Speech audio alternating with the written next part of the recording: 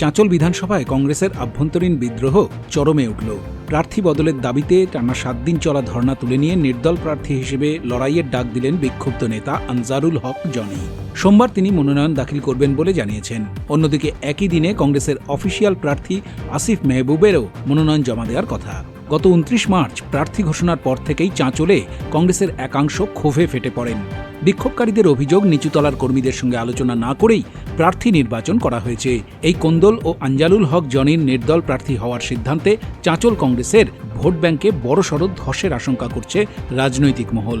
জেলা নেতৃত্ব পরিস্থিতি সামাল দেওয়ার চেষ্টা করলেও জনি নিজের সিদ্ধান্তে অনড়। আসলে আমরা জাতীয় কংগ্রেসের চাঁচল 45 নম্বর বিধানসভা কেন্দ্রে আমরা যত নেতৃত্ব আছি এবং কর্মীরা মিলে আমাদের দাবি ছিল যে আমরা আসিফ মেহবুবকে ক্যান্ডিডেট হিসাবে মানছি না। সোনাক্ষী, মশলা কোথায়?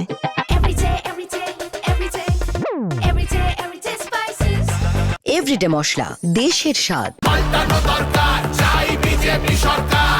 নমস্কার, আমি অনন্ত দেব অধিকারী, জলপাইগুড়ি সদর বিধানসভা কেন্দ্রের ভারতীয় জনতা পার্টির মনোনীত প্রার্থী। আমাকে আপনারা দুহাত তুলে আশীর্বাদ করুন, আমার উপর ভরসা রাখুন।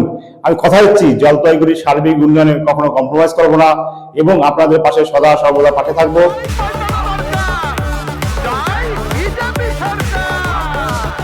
সমস্ত স্তরের মানুষের একটাই দাবি ছিল, সেই দাবি নিয়ে আমাদের ধর্ণা মঞ্চ ছিল।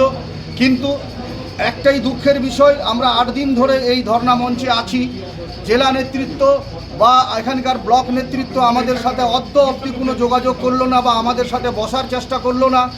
আরেকটা দুঃখের বিষয় হলো, চাঁচলের ইতিহাসে এই প্রথম গতকালকে আজকে আমরা শুনতে পেলাম, গতকালকে আসিফ মেহবুব, যাকে ক্যান্ডিডেট হিসাবে সাধারণ মানুষ, কর্মী, নেতা যারাই নেতৃত্ব রয়েছে তারা মানছে না।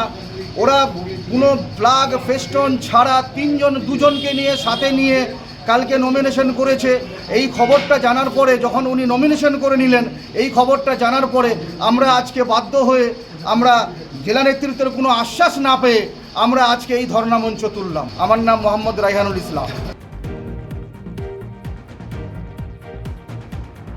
চাঁচল থেকে মুর্তুজ আলমের রিপোর্ট, উত্তরবঙ্গ সংবাদ।